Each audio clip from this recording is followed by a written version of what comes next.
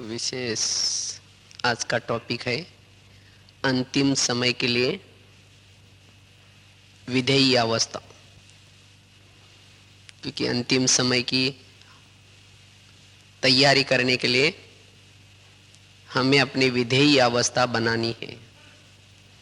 पिछली मुरली में भी बाबा ने कहा था ये अचानक के खेल होते रहेंगे और उसके लिए मन की एकाग्रता के द्वारा क्या करो, 1 सेकंड में अशरीरी या विधेयी बनो।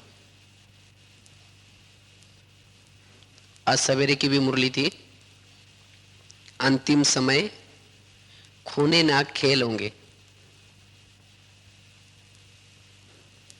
प्रकृति के प्रकोप होंगे, लेकिन वो सीन देखने के लिए अवस्था चाहिए।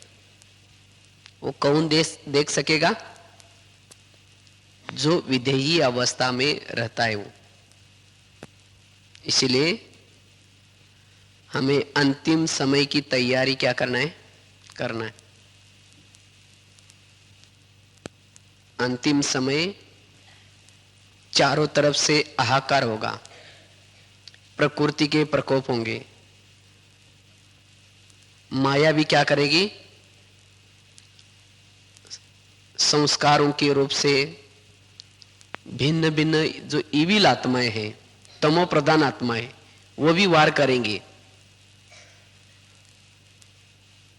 और ऐसे मायावी या विनाश के समय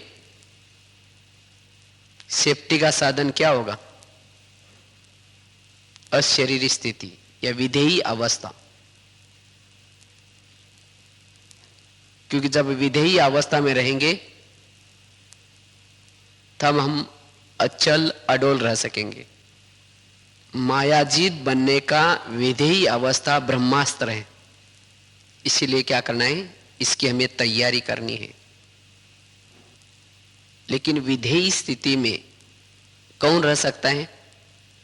विधेयी स्थिति में रहने के लिए अब तक बाबा ने जो भी हमें पॉइंट सुनाए हैं, जो भी ज्ञान की बातें सुनाई है, जो उस पॉइंट का स्वरूप बना है, वही पॉइंट स्वरूप में या विधेयी स्वरूप में रह सकता है।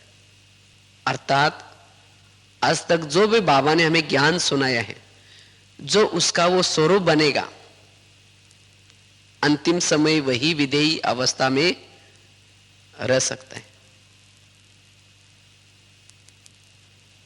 अभी भी जब बाबा की मुरलियां चलते हैं, बच्चे सोमानों में रहो, निर्माण बनो, किसी का परचिंतन नहीं करो, आत्माभिमानी स्थिति में रहो। जिन्होंने एक एक इस पॉइंट के स्वरूप का अभ्यास किया है, प्रैक्टिकल में लाया है, वही अंतिम समय में पॉइंट स्वरूप या विधेयी अवस्था में टिक सकता है। जैसे बिल्डिंग बनाते ना, बिल्डिंग के लिए कुछ सपोर्ट भी देते हैं, कुछ ईंट डालते हैं, कुछ चूना लगाते हैं, सीमेंट, कई चीजें यूज आते हैं।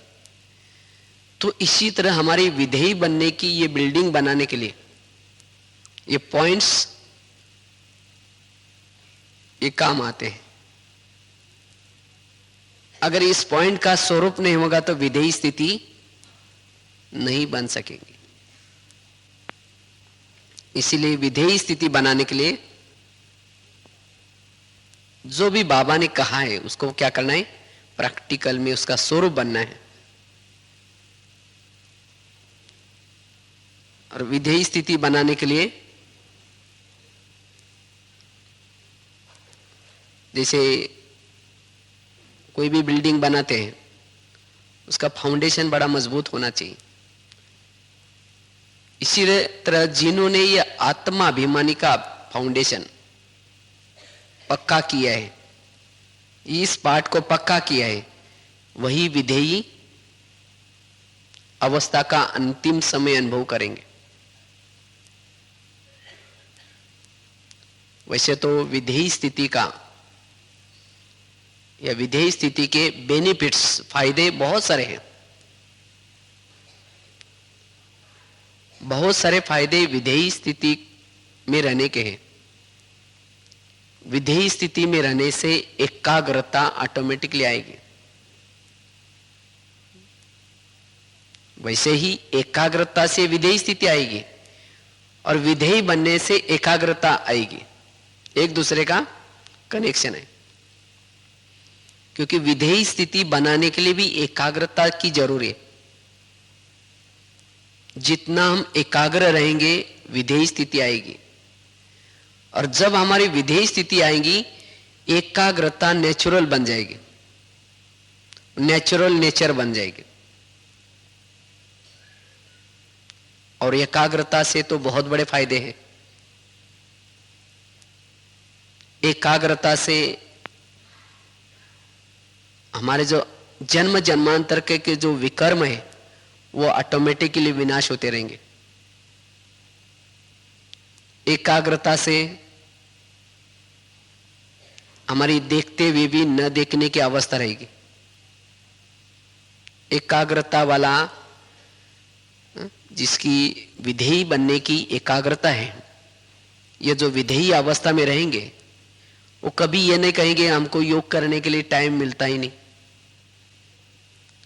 क्योंकि उनकी अंदर से एकाग्रता है। उसके कारण विधेय स्थिति ऑटोमेटिकली है, उनका योग बाबा से लगा हुआ है। इसलिए विधेय स्थिति का या विधेय स्थिति के बहुत सारे बेनिफिट्स, फायदे हैं। एक तो एकाग्रता आएगी, दूसरा डीप साइलेंस की अनुभूति कर सकेंगे। जितना हम विधेयी अवस्था में रहते हैं, डीप साइलेंस की या शांति की अनुभूति कर सकेंगे। इस भागदौड़ की संसार में रहते हुए भी, इस आवाज के दुनिया में रहते हुए भी जो विधेयी अवस्था में रहते हैं वो सारा दिन जैसे उनकी आवाज से परे की स्थिति है। और जो विधेयी अवस्था में रहते हैं उन्हें अतीन्द्रिय सुख मिल जाता है, और उनको अतीन्द्रिय सुख मिलने से उनकी तृप्त स्थिति बन जाएंगे। उनको कुछ भी पाने की, कुछ देखने की कोई तमन्ना नहीं होगी। वो सभी बातों से तृप्त होंगे। माया उनके सामने कितना भी स्वरूप से सामने आएंगी, तब भी जिन्होंने विधेयी स्थिति की अनुभूति की है उनको यह सब फीका लगेगा। इसलिए विधेयी स्थिति का अभ्यास करना है। और भी इसके फायदे हैं। जब हम विधेयी अवस्था में रहते हैं, ऑटोमेटिकली जैसे हमारे बुद्धि रूपी नेत्र के सामने हमारा वो आत्म स्वरूप निरंतर दिखता रहता है। स्वयं की आत्मा बुद्धि रूपी नेत्र के सामने निरंतर दिखाई पड़ेगी, और जिसकी स्वयं की आत्मा नजर आती है उसको और भी सभी आत्माओं के रूप में नजर आएंगे। सब आत्माएं नजर आएंगे उनको। और जो विधेयी अवस्था में नहीं रहेंगे, जो स्वयं की आत्मा का साक्षात्कार या बुद्धि रूपी नेत्र के द्वारा उसको नहीं देख पाएंगे, उनको बाकी भी सभी देह रूप में नजर आएंगे। कईयों को लगता है मुझे तो दूसरे का सामने देह ही नजर आता है। ये क्यों आता है? क्योंकि हम स्वयं विधेयी अवस्था में, अशरीरी अवस्था में नहीं है। हमारे बुद्धि रूपी नेत्र के सामने वो हमारा आत्म स्वरूप नहीं है, इसीलिए वो दूसरे का भी शरीर नजर आता है। इसलिए हमें क्या करना है? विधेयी अवस्था में रहना है। और जब विधेयी अवस्था में रहेंगे, उनकी आत्मा की ज्योति जली है, इसलिए माया उनके पास नहीं आ सकेंगे। तो सारा दिन विधेयी अवस्था में या देह में रहते हुए भी उनकी आत्मा की ज्योति जल रहे हैं, तो वहां माया नहीं आ सकती। विधेयी अवस्था में रहने से माना इसके बेनिफिट देखो, बहुत सारे बेनिफिट्स फायदे हैं विधेयी अवस्था से। और हमारा पुरुषार्थ ही है, मुख्य पुरुषार्थ विधेयी अवस्था में रहना। अगर कभी भी माये आते हैं तो तुरंत विधेयी बनने का अभ्यास करो। कोई भी समस्या आते हैं, विधेयी बनने का अभ्यास करो, उस समस्या का समाधान हो जाएगा। जैसे ये होता ना, समुद्र में कोई भंवर आता है, तूफान वगैरह आता है, उस समय जो अंदर रहता है वो बच जाता है, और उस भंवर से, वो तूफान से बाहर निकलने की कोशिश करेगा, वो खत्म हो जाएगा। इसी तरह माया का कोई भी तूफान आता है, उसके बारे में सोचने के बजाय, इधर उधर फैलाने के बजाय, इधर उधर औरों को बताने के बजाय, अगर आप अपने विधेयी स्थिति में स्थित रहो, वो तूफान से बच जाएंगे। हम क्या करते, कोशिश करके, औरों को सुना करके, औरों को राय लेकर के वो तूफान में और ही फंस जाते हैं। इसीलिए विधेयी स्थिति सभी समस्या का समाधान है। विधेयी स्थिति से जितनी हमारी ये विधेयी अवस्था रहती है, सारा दिन देखते हुए भी न देखने की हमारी अवस्था रहेगी। जितना हम विधेयी अवस्था में रहते हैं, उतना भले हमारे आंख खुले हैं, कान खुले हैं, तो भी सुनते हुए भी न सुनने की, देखते हुए भी न देखने की अवस्था रहेगी, जिसको ही कहते हैं कर्मातीत अवस्था। कर्मातीत मतलब, जैसे बाबा ने एक बार बहुत अच्छे कहा था, आपकी अवस्था कर्मातीत के नजदीक आ रही है या नहीं, उसकी निशानी क्या है। अगर कोई भी दूसरों की, अगर आपको बुराई नजर नहीं आती, उसके अवगुण नजर नहीं आते, को सब कुछ जो भी दिखाई पड़ता है ठीक चल रहा है, अगर ये जब आपकी अवस्था है, तब समझो कि आप कर्मातीत के नजदीक पहुंच रहे हैं। अगर दूसरे से बुरे नजर आ रहे हैं, दूसरे के अवगुण नजर आ रहे हैं, ये ऐसा क्यों हो रहा है, ये ऐसा नहीं होना चाहिए, अगर ये आपके संकल्प चलते हैं, तो आप कर्मातीत से काफी दूर है। क्योंकि जो विधेयी अवस्था में रहता है, उसको कोई किसी की कमजोरी नजर नहीं आएगी। और विधेयी स्थिति से, जैसे कहा ना, विधेयी स्थिति से हमारी एकाग्रता आते हैं, और एकाग्रता से हमारे जन्म जन्मांतर के विकर्म विनाश होने की प्रक्रिया अंदर से चलती रहती है। वैसे ही विधेयी स्थिति में रहने से हम शुद्ध वाइब्रेशंस फैला सकेंगे। जो विधेयी अशरीरी अवस्था में रहते हैं, उस सबको बहुत आकर्षण मूर्त लगेंगे, मतलब सबको प्यारे प्यारे लगेंगे। इसलिए बाबा भी कभी कहते हैं ना, जितना न्यारे उतना प्यारे। जितना अशरीरी अवस्था में रहेंगे, विधेयी स्थिति में रहेंगे, सबके प्यारे लगेंगे। अगर विधेयी न रहते, अब किसी के प्यारे बनने की कोशिश करो, वो प्यारे नहीं बनेंगे। इसीलिए बाबा कहते, बच्चे न्यारे होकर के फिर बाद में क्या करो, प्यारे बनो।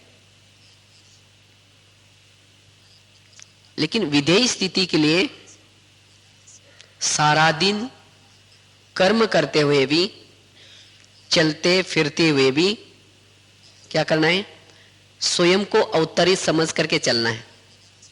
ये समझो कि हम ऊपर से आए हैं, इस शरीर के अंदर मैं एक मेहमान हूं, आज ऊपर से आया हूं, और इस कर्मेंद्रिय के द्वारा करण हार बन करके कर्म करवा रहा हूं। जब हमारी वो स्थिति है तब हमारी विधेयी अवस्था सहज रहेगी और उसकी अनुभूति हम कर पाएंगे। मैं ऊपर से आया हूं, इस शरीर मेरा मैं इसमें मेहमान हूं, ये मेरा गेस्ट हाउस है। मैं आत्मा इन कर्मेंद्र के द्वारा करण करावन हार या करण हार समझ करके इनसे कर्म करवा रहा हूं। जब वो स्थिति है तब हमारी विधेयी अवस्था सहज रहेगी और सारा दिन विधेयी रहने से अब उपराम रह सकेंगे। बेहद का वैराग आ जाएगा, ये भी बेनिफिट फायदा है। वैसे ही बाबा ने अभी कहा ना, इस वर्ष में क्या करो, वर्ष के शुरुआती में से क्या करो, बेहद का वैराग रखो। लेकिन बेहद का वैराग किनको आएगा? नेचुरल। जितना जो विधेयी रहेंगे उनको ऑटोमेटिकली बेहद का वैराग आएगा। बेहद का वैराग मतलब केवल सोचने से नहीं आएगा कि अभी समुद्र की लहरें आ गई,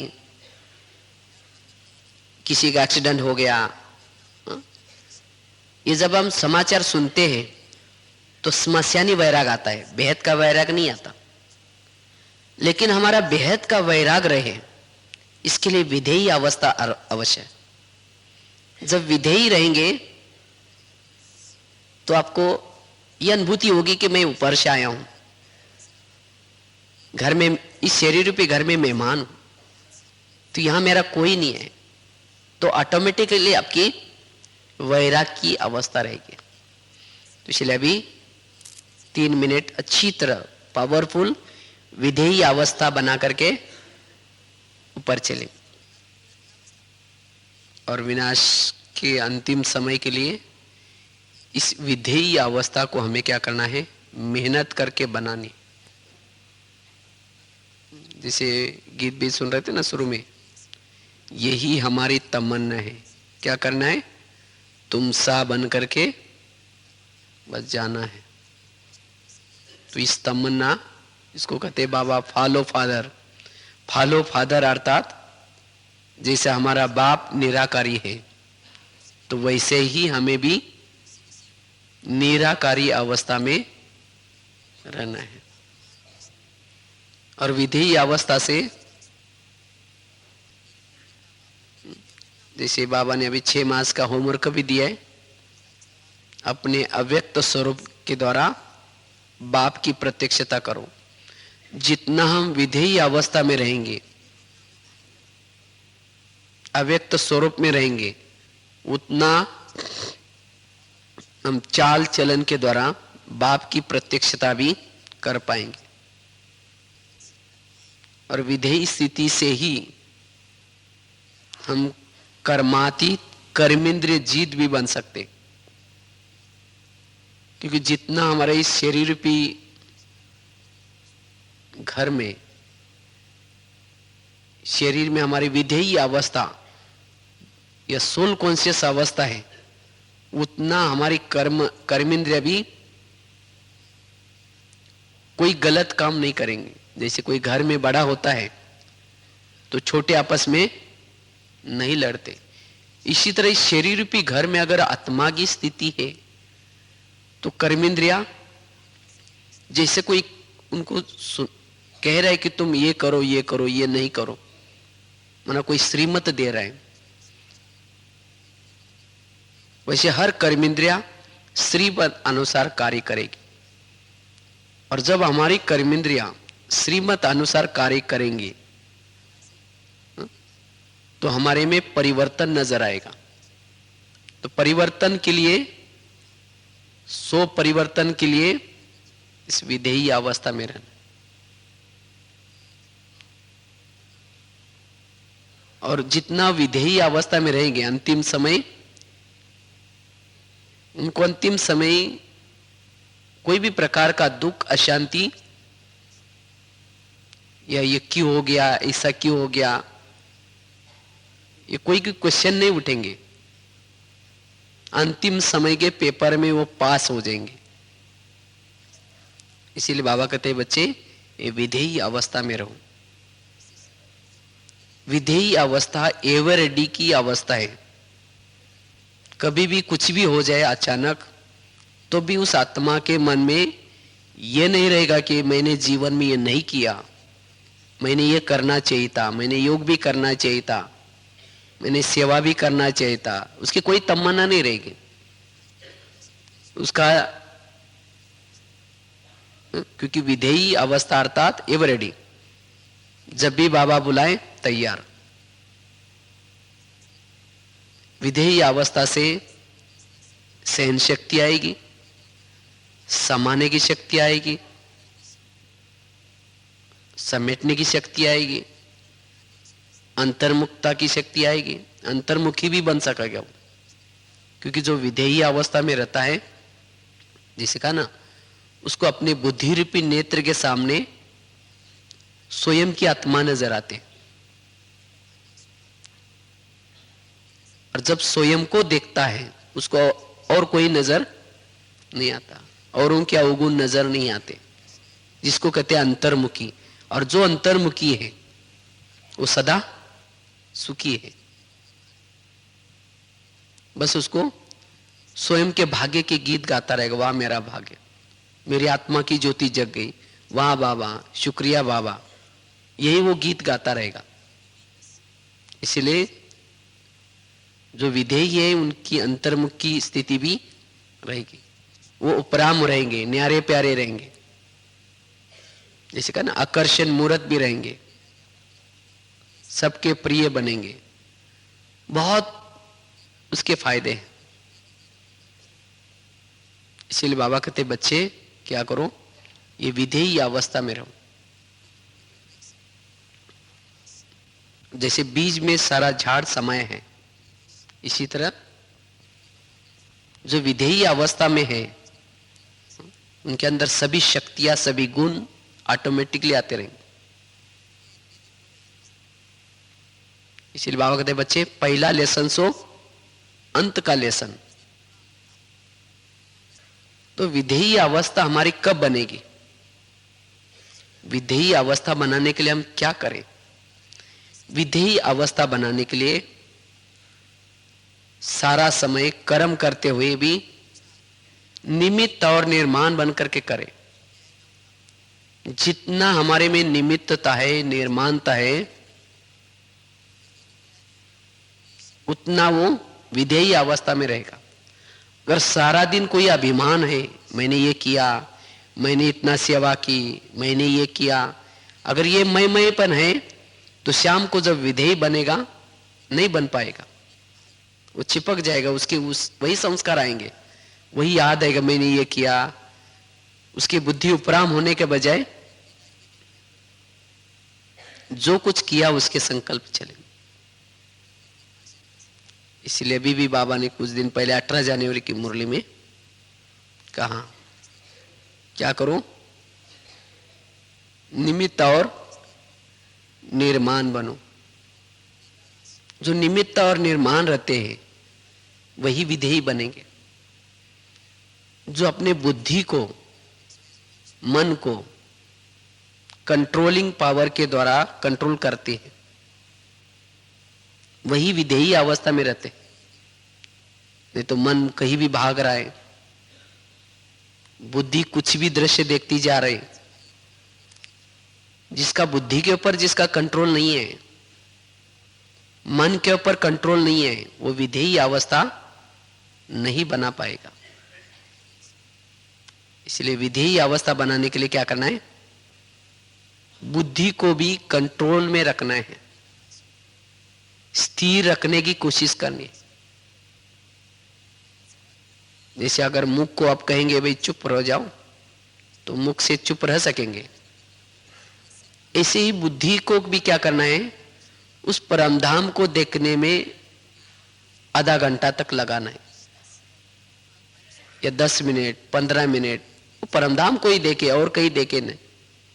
जितना बुद्धि को स्थिर करेंगे, जितना मन को कम संकल्प चलाएंगे मन के अंदर,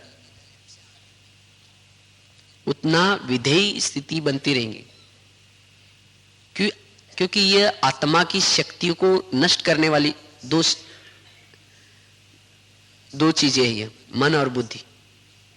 जितना मन ज्यादा सोचता है उतना आत्मा की शक्ति कम होती है।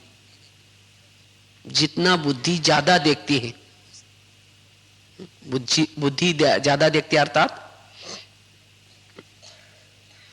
कभी बुद्धि कहीं चली गई, कभी बुद्धि कहीं चली गई। जितना ये बुद्धि का नेत्र ज्यादा समय इधर उधर भागता है, उतनी भी आत्मा की शक्ति कम होती। इसीलिए बुद्धि को भी स्थिर करना है और मन को भी स्थिर करना है, तब हमारी विधेयी अवस्था बनती रहेगी। एक तो कर्मों में निमित्त भाव, नम्रता का भाव, सारा दिन की कोई भी बातों में, कोई भी घटना में पॉजिटिव थिंकिंग। जितना पॉजिटिव सोचेंगे संकल्प कम चलेंगे, जितना नेगेटिव सोचेंगे संकल्प ज्यादा चलाएंगे, विधेयी अवस्था नहीं बनेंगे। इसीलिए बाबा ने 31 तारीख के मुरली में कहा कि इस वर्ष में हाय और भाई को विदाई दो। कुछ भी होता है, हाय ये क्यों हुआ, हाय ऐसा क्यों हो गया, इसके बजाय क्या करो, वाह ड्रामा वाह बाबा। क्योंकि जब हाय और भाई को विदाई देंगे, संकल्प कम चलेंगे, उतनी आपकी विधेयी अवस्था बनी रहेगी। ज्यादा संकल्प चलाने से, कमजोर आत्मा बनने से वो उड़ नहीं पाएंगे। इसीलिए पॉजिटिव थिंकिंग, कोई भी घटना हो जाए, कुछ भी बातें सामने आए, कोई बात नहीं, इसमें कल्याण है। समझो कोई माता को अपना पति तंग करता है, तो पॉजिटिव सोचो। कैसे पॉजिटिव सोचो? हो सकता है मैं भी इसका पति बन करके कभी तंग किया होगा, इसीलिए मुझे वो तंग कर रहा है, मेरा पूर्व जन्म का हिसाब किताब चुकता हो रहा है। अगर नहीं तंग करता तो फिर मुझे धर्मराजपुरी में सजा मिलती, तो अच्छा है। और जितना तंग करेगा उतना योग बाबा से लग जाएगा। अगर वो नहीं तंग करेगा तो वो पति से योग लगेगा, मेरा पति तो बहुत अच्छा है, हमें तो कभी तंग ही नहीं किया उन्होंने, तो उपराम होने के बजाय क्या हो जाएगा। तो इसीलिए हर विघ्नों में, हर बातों में पॉजिटिव सोचे। जितना पॉजिटिव थिंकिंग करेंगे उतना हाई और वाई खत्म हो जाएगा, विधेयी अवस्था बनेगी। तो इसीलिए विधेयी अवस्था बनाने के लिए एक तो बताया पॉजिटिव थिंकिंग, दूसरा बताया मन और बुद्धि की कंट्रोलिंग पावर, तीसरा सदा ही उपराम, पावरफुल अर्थात विधि पूर्वक। जैसे कोई बैटरी को चार्ज करते हैं, उसको प्लग के पास लेके जाते हैं, प्लग के अंदर क्या करते तारे डालते, फिर बाद में क्या करते, उसका स्विच ऑन करते, तो बैटरी क्या होते, चार्ज हो जाते, फिर सारा दिन उसको यूज कर सकते हैं। अगर प्लग के पास लेके गए, रख दिया, लेकिन उसके तारे डाली नहीं, तो प्लग के अंदर तारे डाली नहीं और 4 घंटे के बाद लेके जाओ, चार्ज हो जाएगी नहीं। या समझो तारे तो डाल दी, लेकिन एक तार डाल दी और एक नहीं डाली, तो भी चार्ज नहीं होगी। या समझो दोनों भी तारे डाली, लेकिन स्विच को ऑन नहीं किया, तो भी चार्ज नहीं। अच्छा, स्विच भी ऑन कर दिया लेकिन आधा घंटा तक निकालते रहे डालते रहे तो क्या हो जाएगा? नहीं चार्ज होगी। इसी तरह हमें भी क्या करना है, मेरी आत्मा की बैटरी को चार्ज करने के लिए अमृत वाला उठ करके क्या करना है, वो परमधाम में शिव बाबा है, प्लग है, लाइट हाउस, माइट हाउस, उससे सर्वशक्तिवान से शक्ति लेने के लिए हमारे मन और बुद्धि दो तारे हैं, उन तारों को वहां परमधाम में बाबा में लगाना है। तो उस सर्वशक्तिवान से करंट आता जाएगा और बैटरी चार्ज होगी। अगर योग में तो बैठ गए लेकिन मन बुद्धि ऊपर गई नहीं, चार्ज नहीं होंगे। समझो बुद्धि लगाया मन नहीं लगाया तो भी तो चेक करना है दोनों भी तारे प्लग के अंदर है, और प्लग के अंदर डाल करके ही नहीं बैठना है, लेकिन स्मृति का स्विच ऑन करो। क्योंकि योग में जब बैठते हैं वो ज्वाला योग में निर्माण होने के लिए, वो शक्ति निर्माण होने के लिए क्या करना है, स्मृति का स्विच ऑन करना है। वो मीठे बाबा, आपने तो हमें क्या से क्या बना दिया, हम कहाँ कीचड़ पट्टी में गिरे थे, कहाँ विकारों के गटर में गिरे थे, बाबा मीठे आपने क्या से क्या बनाया, कहाँ हमें लेके जा रहे। मना जब हम मन बुद्धि लगा करके वो बाबा ने मेरे लिए क्या क्या दिया, क्या क्या मेरे लिए प्राप्तियां हुई, अगर उस बाबा को सामने लाते हुए हम ये सोचेंगे तब उस योग की अगन निर्माण होगी। और उस योग के अगन में जैसे कुछ दिन बाबा ने ना अग्नि में जैसे क्या होता है, पाप दग्ध होते, इससे हमारे पाप भी दग्ध होंगे और साथ में हमारी आत्मा की बैटरी चार्ज होगी। इसीलिए क्या करना है, जब हम ऐसा अमृत वाला का योग पावरफुल करते हैं तो फिर सारा दिन आपकी विधेयी अवस्था बनी रहेगी। जैसे आपको लगेगा मैं अभी ऊपर से आया हूं, इस शरीर मेरा एक मंदिर है, मैं इसमें एक दीपक जला हूं, जलता हुआ दीपक की तरह हूं, मैं प्रकाश फैलाने के लिए नीचे आया हूं और मुझे फिर शाम को वापस जाना है। तो ये अवस्था रहेगी। और सारा दिन जो भी कुछ देखते हैं, जो भी कुछ कर्म करते हैं, उसमें आपका साक्षी भाव रहेगा। ये क्यों हुआ, ये क्यों कर रहा है, आपको लगेगा जो करेगा सो पाएगा, हमें क्या लेना देना। माना आपके संकल्प विकल्प भी ज्यादा नहीं चलेंगे और सारा दिन कर्मों में योगयुक्त अवस्था रहेगी। जिसकी विधेयी अवस्था है वो सारा दिन कर्म करते हुए भी वो योग युक्त रहेंगे। इसीलिए क्या करना है, एक तो हमें अमृत वेला का योग पावरफुल करना है ताकि हमारी वो विधेयी अवस्था सारा दिन बनी रहे।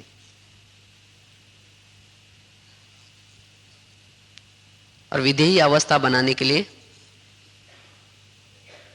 जैसे एक तो बताया पॉजिटिव थिंकिंग, कुछ भी हो जाए उसके बारे में नेगेटिव न सोचना है। अमृत वाला का योग पावरफुल करना है और सारा दिन अटेंशन रखना है। क्या टेंशन रखना है, वैसे तो आप कभी आईने में देखते हैं, सवेरे शाम देखते होंगे नहाने के बाद। जब आप आईने में देखते हैं तो आईने में क्या देखते हैं, आईने के कांच को देखते हैं। जब आईने को जब देख रहे कांच को देखते हैं या अपनी खुद की प्रतिमा को देखते हैं, कल ध्यान से देखना। किसको देखते हैं, प्रतिमा को देखते हैं। इसी तरह सारा दिन भी हमें क्या करना है, जो भी किसी देहदारी को देखेंगे तो देहदारी समझो कांच है और उसके अंदर आत्मा क्या है, प्रतिमा है, तो उसको देखना है। कांच को कभी भी नहीं देखना है। क्योंकि जैसे हमारे अंदर आत्मा है वैसी उसके अंदर प्रतिमा आत्मा है दूसरी। तो प्रतिमा को देखो, कांच को नहीं देखो, क्योंकि जब हम आत्मा रूप में जब देखते हैं तो उससे हमारी एकाग्रता बनी रहती है।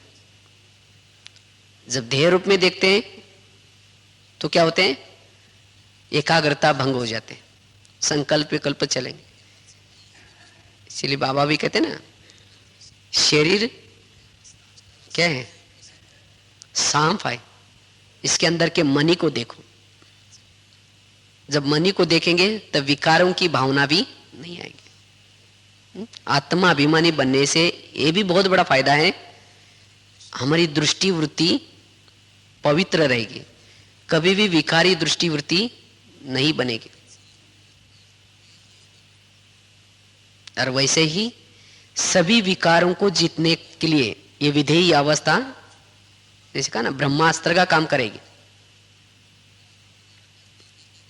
जैसे वो रामायण में दिखाते ना, राम रावण का युद्ध चलता है, तो जब राम क्या करता है, रावण का एक सिर काटता है, फिर दूसरा काटता है, तीसरा काटता है, रावण नहीं मरता। तो विभीषण उसके पास आता है और उसको कहता है ऐसा नहीं मरेगा, आप उसके नाभि में तीर लगाओ। और जब उसने नाभि में तीर लगाया तो रावण क्या हो गया, मर गया। पहले क्या करता था, एक एक सिर काटता था, वो सिर दोबारा आकर के चिपक जाता था, फिर दूसरा काटता था, फिर दोबारा आता था। जब उसके नाभि में तीर लगाया तो रावण क्या हो गया, मर गया। इसी तरह हम भी रावण को मारने में लगे हैं, कोई 10 साल से, कोई 20 साल से, कोई 40 साल से, कोई 2-3 साल से। कभी काम का गला काटते हैं, कभी क्रोध का काटते हैं, कभी लोभ का काटते हैं, लेकिन वो गले दोबारा चिपक जाते। तो इसलिए परेशान होते कि क्या करें। तो उसका सीक्रेट है ध्येयाभिमान। जब तक ध्येयाभिमान रूपी नाभि में तीर नहीं लगाएंगे तब तक रावण के गले नहीं कटेंगे। एक एक गला नहीं काटो, टाइम वेस्ट है, उसके नाभि में तीर लगाओ। विधेयी बनो, बस विधेयी बनो, अशरीरी बनो, सोल कॉन्शियस में रहो, तो उसके गले कट जाएंगे। क्योंकि सबसे बड़ा विकार कौन सा है, ध्येयाभिमान। काम आता है, क्रोध आता है, लोभ आता है, वो क्यों आता है, ध्येयाभिमान के कारण। इसलिए बाबा कहते बच्चे ध्येयाभिमान, विधेयी बनो। जैसे दिखाते ना वो दुर्योधन, उसके माताजी गांधारी, उसने क्या बोला था, जब आप आओ तो पट्टी खोलने वाली थी, क्योंकि उसके पास बहुत शक्ति थी। तो कहा कि लेकिन तुम कैसे आना, वस्त्र निकाल करके आना। लेकिन उसको शर्म आई, ध्येयाभिमान आया, उसने वस्त्र नहीं निकाला, तो जहां उसके वस्त्र थे वही कमजोरी रह गई और लास्ट में उसमें उसको मारा गया। तो वास्तव में ये हमारा अपना यादगार है। तो बाबा भी कहते बच्चे मेरे सामने बैठो, विधेयी होकर के बैठो। ये वस्त्र, स्थूल वस्त्र की बात नहीं है, माना ये शरीर रूपी वस्त्र निकाल करके बैठो, विधेयी होकर के बैठो। तो मेरे अंदर जो पावर है वो पावर मैं सब आपको दे दूंगा, ताकि फिर माया आपको नहीं मार सकेंगे। लेकिन हम ध्येयाभिमान में बैठ जाते, इसीलिए फिर कमजोरी रह जाते। और माया क्या करेगी, फिर जो कमजोरी रह गई उसमें हमें हरा देगी। इसलिए हमें विधेयी होकर के रहना है। अभी आएंगे बाबा 3 तारीख को, तो हमें यही प्रैक्टिस करनी है, विधेयी स्थिति में रहने की।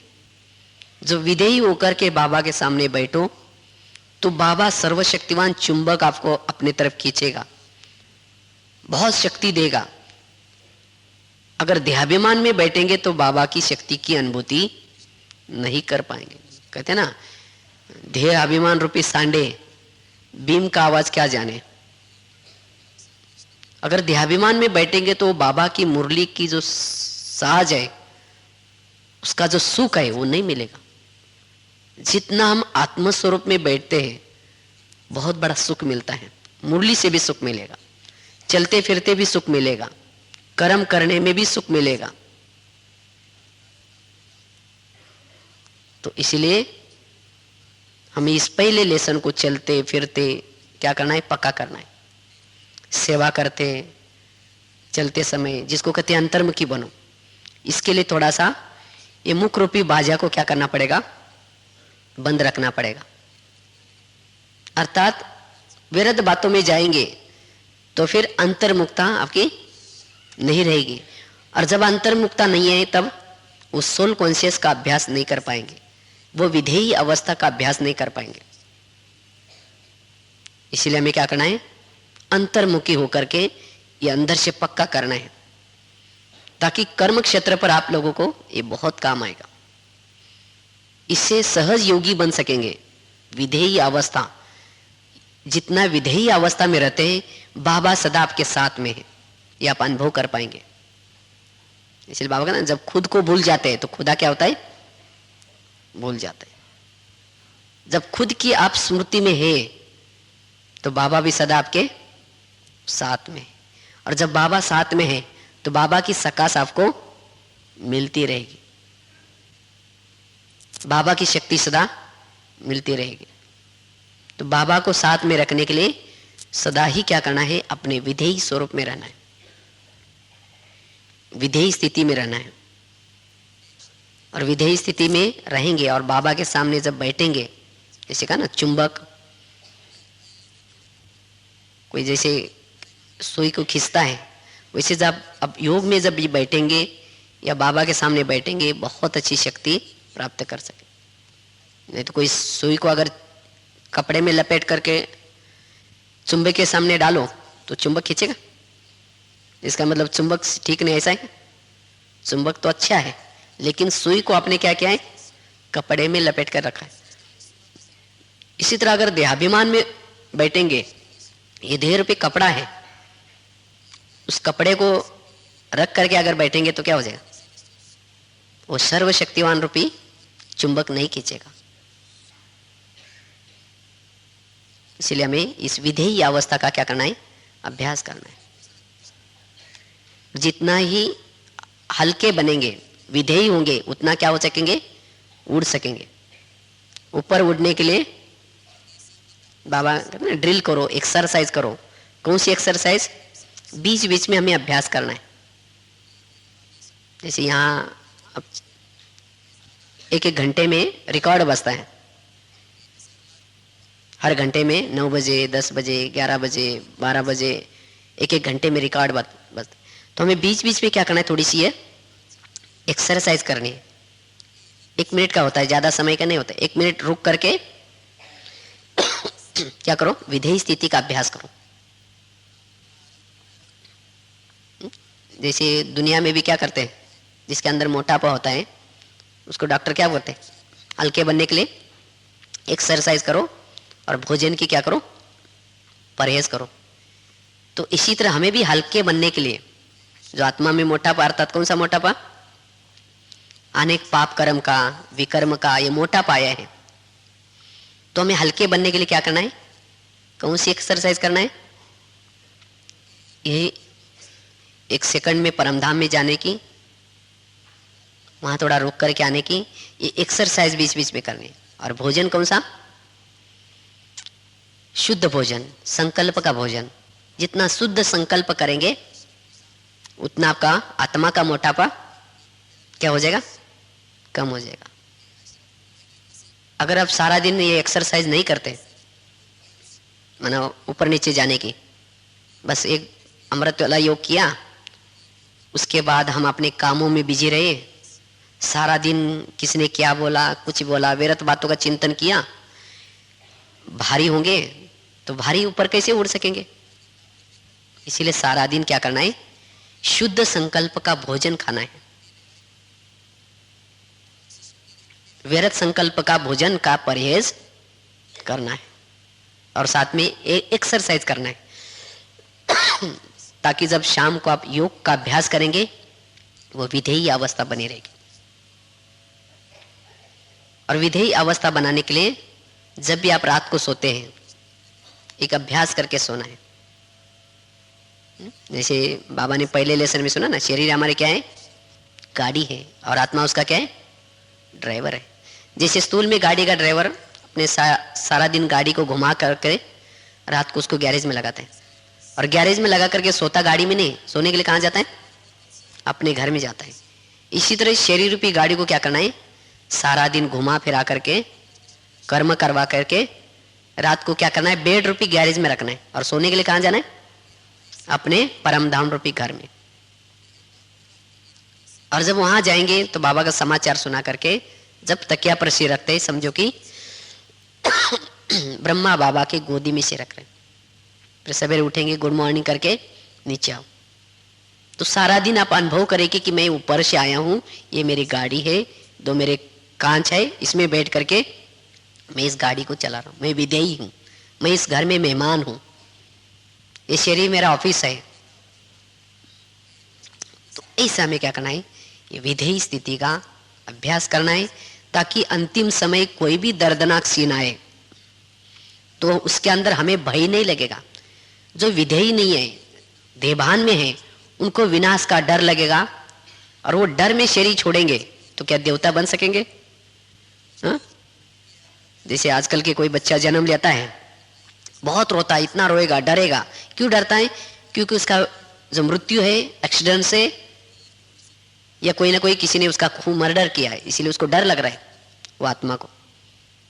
तो इसीलिए हमें अंतिम समय भी कोई भी प्रकार का डर न लगे, किसी का भय न लगे, एकदम शांति में योग युक्त होकर के शरीर छोड़े, वही सत्युग में उसके वही संस्कार जाएंगे, वो देवता स्वरूप में रहेंगे।